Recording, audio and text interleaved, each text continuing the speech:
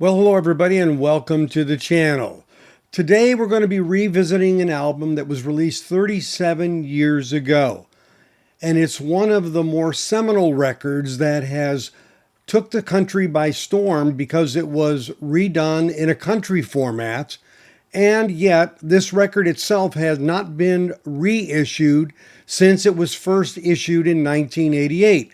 And as you know, 1988 was the CD boom time, and vinyl was on its way out at the time. But it was released on vinyl, and now we have an anniversary edition. And though it's been 37 years, this is called the 35th anniversary edition. We'll explain why that's the case and do a vinyl shootout of the self-titled Tracy Chapman album. That's coming up next on the Safe and Sound Texas Audio Excursion.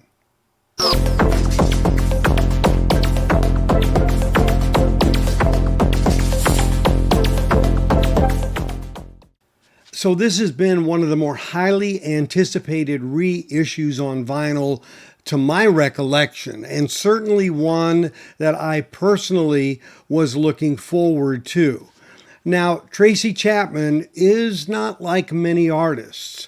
She is not in the spotlight. She does not do interviews. As a matter of fact, when the Grammy was awarded for this song being done in the country format, she didn't do any interviews afterwards. That's just not the way she is. But yet, when she knew that many of her fans were waiting to get this record in their hands again, she decided it was time. It was time because not only what happened with country music, no, she realized as the vinyl surge was happening and it was viable again, that there were people out there that were having to spend an arm and a leg to get a copy of it on vinyl, which they gladly did, myself included. I got one in Europe and then I got one here in the US. And so for those of us who have already had it on vinyl, we've been able to enjoy what I would call one of the best sounding DMM or direct metal master cuts that I've ever heard on vinyl. And that's saying something. Now the DMM process is different because of what it does with using copper, and it also can allow, because of the cutting method, a longer record to be cut, more time on one side, moving up into the higher 20-minute range, where normally on a regular cut you want to stay under 20 or just above 20. But this album doesn't suffer from that long length, but by 1988, DMM was very much the in vogue cutting method, and so this album had that particular methodology done with it, and in no way did it take away from the quality of the sound whatsoever. It has always been magnificent, which meant Bernie Grundman had his work cut out for him to do this. And, you know, Bernie can work some magic. Obviously, she made sure she was using a mastering engineer that she felt could best give this at least the best sound that it had before or better it. She also did something else that was unique. She wanted to make sure everything was exactly the way it was before. So she had the same inner sleeve with the lyrics on the back. Now, these lyrics, of course, are in English, so she did one better. She actually has an insert in here. It's front and back side, and you can open it up, and it has more lyrics. So 4 different languages on there. I recognize French and Spanish, don't necessarily know the others, but my point is reaching out to a broader audience with the lyrics of the record. So she went through a lot of test pressings to come to this and realized they couldn't release it at the 35-year mark as they had planned because of the effort that was required. And now we hear 37 years, and even though the sticker says 35, it's 37. But you can see they had invested in getting those made, expecting that it would come out sooner. But her penchant for quality was really a big driver. So I think we all can appreciate that. Now, how does it sound? Well, this particular record is coming from Rhino at a very reasonable price, about $25. It also has an indie component where you can get in independent stores. They have an orange vinyl version, and Walmart has a red vinyl version. I ordered direct from Rhino and got the black vinyl version. And I'm going to show you on the screen here the difference in the dead wax area between the DMM on the left and Bernie's new cut on the right. Now, Bernie left a lot of dead wax there as well, given that the album is not super long on either side.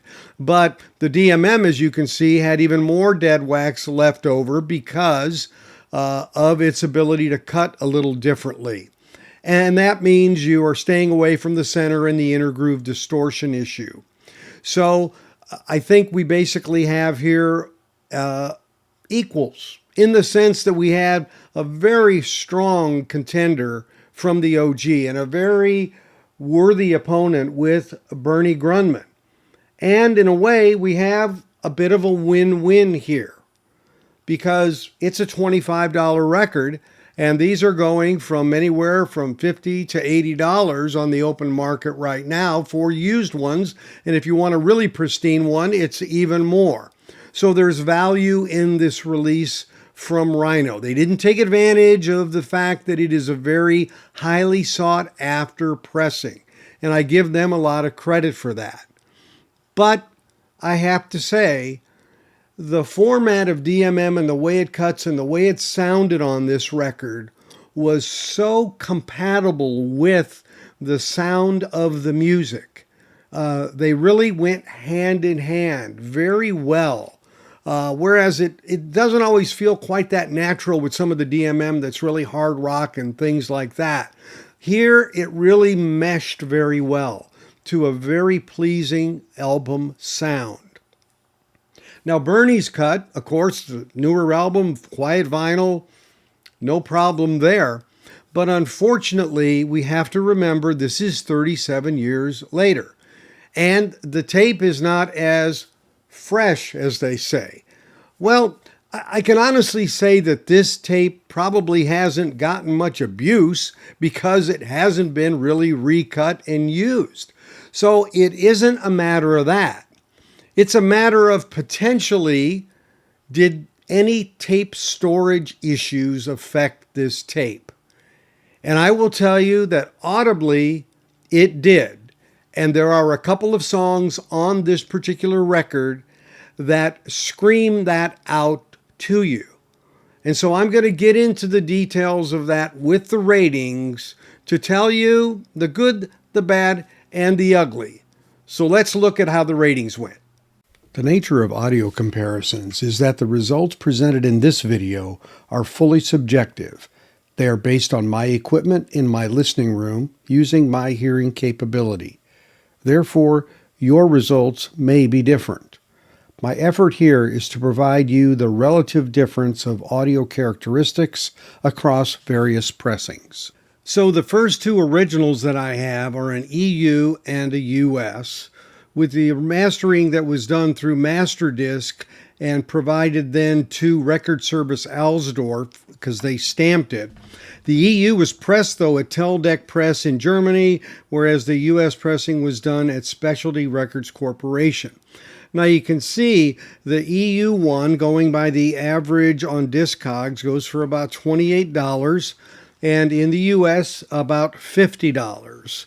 So they did seem more readily available in the EU from my experience on that. And of course we have the new Rhino 30th anniversary, the black vinyl I have, but all of them are mastered by Bernie Grundman, and they are pressed at Optimal Media in Germany as well. And that goes for the paltry figure of $25, which is a pretty good deal when you look at it. It's available, it's obviously brand new, and so it's very accessible. The relative dB difference between these was very minor, actually. The Bernie cut, the new one, was just about a half dB louder than the others. So very, very close. Now, looking at this, I do want to mention on the far left bottom, this was digitally recorded and mixed at Power Tracks in Hollywood, California for the '88 release. So this is a digitally sourced material, although it was put to tape. So we have relative dB almost the same, definitely the same on the originals. The first pressings are dead the same. And the Bernie just slightly louder. When we come to the quietness of the vinyl, they're all about the same. Although I would say, an older one is probably, I might have a few more pops and ticks here and there. But the actual quietness of the vinyl, very similar. Of course, the new one, you would expect that. So I don't think you gain a great advantage one way or the other there, but there's less risk with the new one because, of course, it's new. And the older ones, you're going to be taking a chance on potential noise above and beyond surface noise in the record if you buy it used. As far as the bass goes, I felt like the bass on the originals was a bit more clear. It was a bit more decisive in its presentation than on the new one. Not by a lot, but there definitely were areas where that thumbing of the bass string just had a little more weight to it and a little more precision on the originals than it did on the new one. And so, again, not a huge showstopper, but a distinction. And so, I'm going to go across here and kind of plow through these because there's a pattern here. And the pattern is that this is a very consistently recorded and sounding album to me. And my two originals, I've done shootouts back to back on, they're just dead the same. They really are the same. I couldn't find anything different in those. And so as it goes across the board, we have 9.5s for the originals in bass, in mid-range, in treble, in dynamic range, soundstage and imaging, and in voices. Very, very strong record. Very crisp on the highs. Very good on the voices. Very open in terms of the soundstage and imaging with a very solid dynamic range. On the new cut with Bernie, now those all get 9s. And the reason is this. When we come through that, we find that it just didn't have quite the same clarity and feel to it.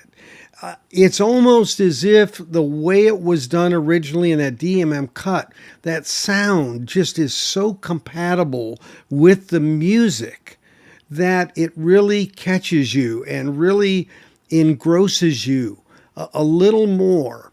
The newer one sounds like it's newer in that it just is a little more trying to, I don't want to say push things, but make them just a little more in your face. And it isn't, half a dB isn't much, but you don't quite gain the clarity. And this album, between the material itself and the way it's presented and what it's trying to say, along with the musicianship and the instrumentation here, just has a more of a raw, evoking feeling in the original than it does in the reissue. Now, the reissue is plenty good. It's not bad. It's just a little bit of personality, I will say, that the original has that really aligns to the music. And in the voices, when we get to that, that's where the new one, I had the biggest issue. Now, on its own, the 2025 reissue sounds pretty decent in the voices, but there's a couple places where you do really wonder about distortion in the voice when you start to compare it to the original. It's not really as evident sitting on its own, but when you make that comparison, that's when things get to be a little more problematic for the reissue. On the songs Behind the Wall, on side 1, track 4, and For You, the last track of side 2, there are some very distinct vocals. with some very long, meaning multi-second quiet parts after some a sentence is sung. And in the new pressing, you can start to hear a pre-echo of what's going to be said next in the record. And that is not present at all in the OGs whatsoever. And it was very distracting. I played the new one before I did the shootout, and I noticed it immediately. And this has got to be something where the tapes, spun and laying on each other and being in storage must have bled a bit, so to speak, to use the term, onto the next track, kind of the next few seconds of a song. And you don't notice it, in most places because things are just moving around and instruments and it's covered up and you don't pick up on it whatsoever. But when you get to these two tracks that are really vocal intense and some echo and some open spaces, you really can hear that pre-echo on the Rhino. And that is the dig on it to me.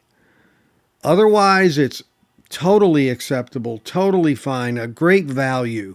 But I'm going to put a couple of samples in my description with a link for you to click on to hear what I'm talking about in these, because I don't want to play them here on YouTube. But I want to give you an idea of what that sounds like and, see what you think. But for me, especially when, these songs have really strong messages, it just really was a distraction to me and something that I noticed. And, so I would say I'm not going to probably play that one as my regular player copy of that at all. I'm going to play the OGs because of that very thing. So for you, it might not make a difference. You might not barely hear it to your own mind and hearing. But it's there. I promise you, I'm surmising on why it's there, but I'm here to tell you it is not there in the originals, that's for sure. So at the end of the day, in our totals, we get our Sonics average of a 9.5 across the board for the originals, the US and the Europe, and an 8.83 for the new one. And again, that is not that the voices are bad on the rest of the songs or anything like that. They are fine. They are a 9. What knocked it down to an 8 is this issue of the pre-echo on those two songs.